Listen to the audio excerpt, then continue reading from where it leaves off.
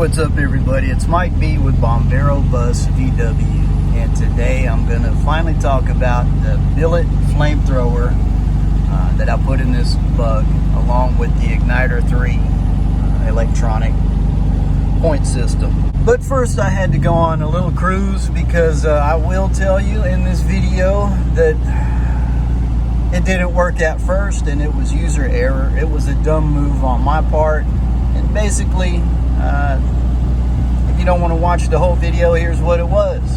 I still had the flimsy clamp holding that distributor on there, and that wouldn't work. So once I got the billet clamp and held the distributor on there, with that, everything got a lot better. Like I said, dummy move on my part, but I will defend myself a little bit in this video as to why that happened. But for now, subscriber Eduardo, this cruise was for you, because I put it out there on the YouTube community tab, how silly I felt about this whole thing. And Eduardo recommended, Mike, all you got to do is go on a cruise and your pride will be restored, because that's kind of what was hurt, is my pride. So I'm feeling a lot better now. Let me get on back to the barn, and I'll put together some footage and talk about this Pertronix. To give you a clip of how this thing ran initially.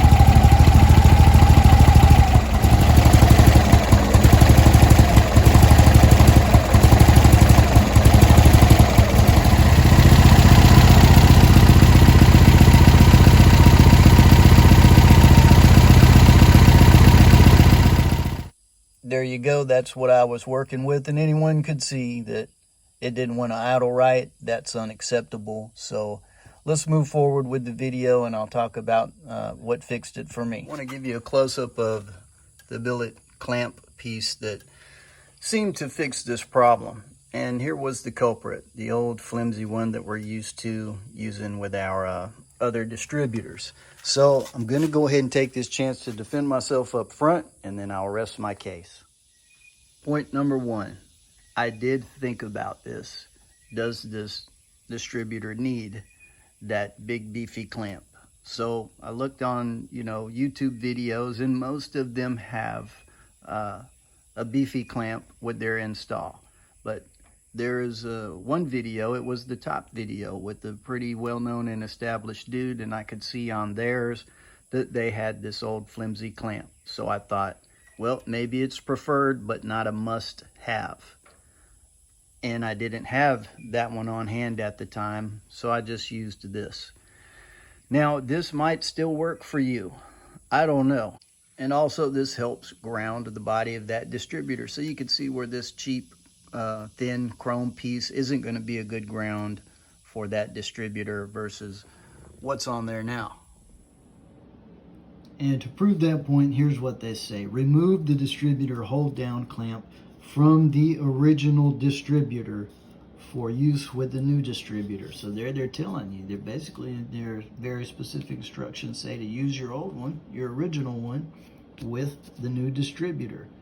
So they're talking about that flimsy little clamp. But they say to clean it up, free of grease and paint, and then they remind us that it's the clamp is the main ground for the distributor, so make sure it's clean. Now, maybe a flimsy cheap one will work for you if it's the original VW one that doesn't have all that chrome on it. Really, I don't know. I'd recommend just getting a decent clamp, a beefy one, and also don't forget I had problems with it holding the distributor tight enough. That's it. I rest my case. You don't even need this. The distributors we're used to work fine. I'm just playing. I just want to learn these things and know. And I didn't like the curve on the 009 I had there. So to me, this has been worth it. I didn't get this to hot rod my car.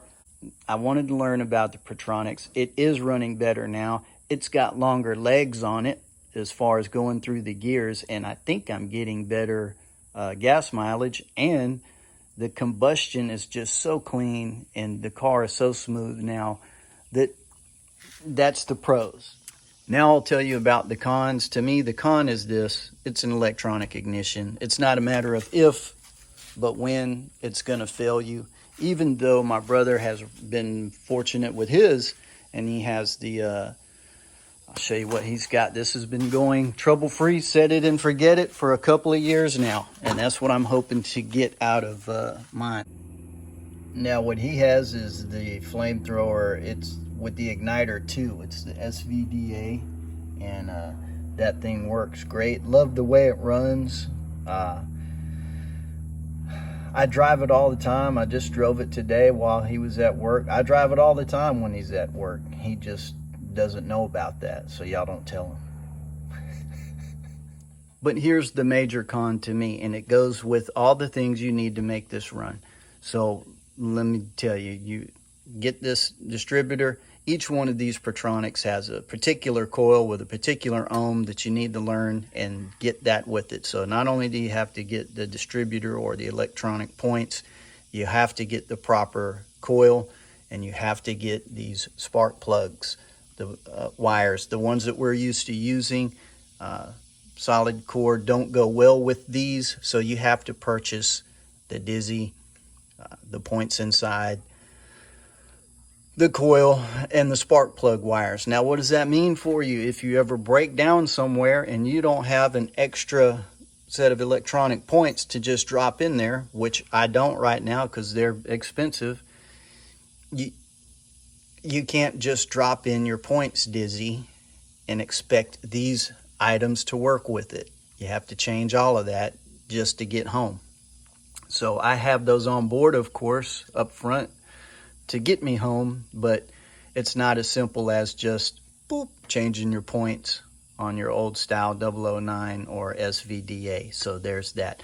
You know, get out the voltmeter, make sure you have 12 volts powering this coil. So what I did was I dedicated a whole new, I checked it and it was 12.5, but hey, I was having problems, so I dedicated a whole new source to it, and it was also 12.5, so I knew that wasn't the problem for me. But from what I understand, that's a pretty common mistake made when installing these Pertronix in these older cars. If you are still here, then I've got some more things I want to show you, and it's some little details about how I got mine fine-tuned, basically. But here's a chart with the different curves that you can experiment with. So you know I couldn't get mine idling right at first. That led me into a rabbit hole where I was trying all these different springs combinations to see if I could get it to work. I was putting different advanced limiters on it, which is what these are, to see if I could get it to work. And I did, but the problem was I had to have the initial timing way advanced.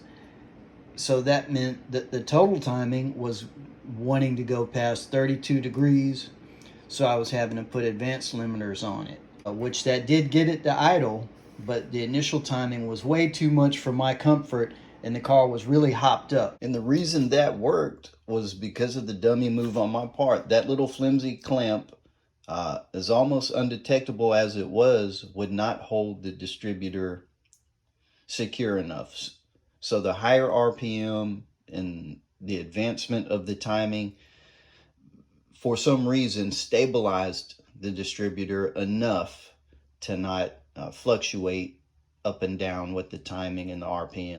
So in the end, they say that this is the closest to the 009 curve. Here's the one I'm running now. I tried all of these and I love this one right here.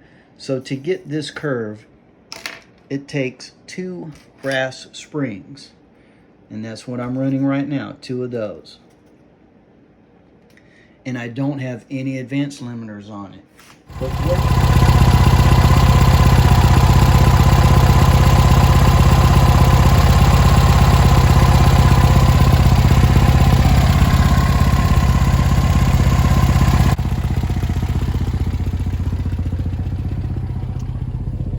so I know the camera probably not picking it up very well, there you can see it was at 10 degrees, and that's because when the car warms up and the idle picks up, and will hold steady at 950 to 1,000, then the timing is at 10. And that's where it's landing, because I set mine at 32 on total advance, and then wherever it falls and lands on the static or the initial is where it lands. So that's what's going on with it. MSD has a better reputation than Pertronix right now. The MagnaSpark by CB has a better reputation than Pertronix right now in the community I live in. So I purposely want to try Pertronix. I want to know. And what I learn, I try to put out there for you guys too. So that's it. That's my experience with the Pertronix so far. I'm sure it's to be continued. So thanks for hanging out. Leave some comments if you know anything about it. Don't forget to like and subscribe. Don't forget to dub daily, and above all, drive them. See you on the next one.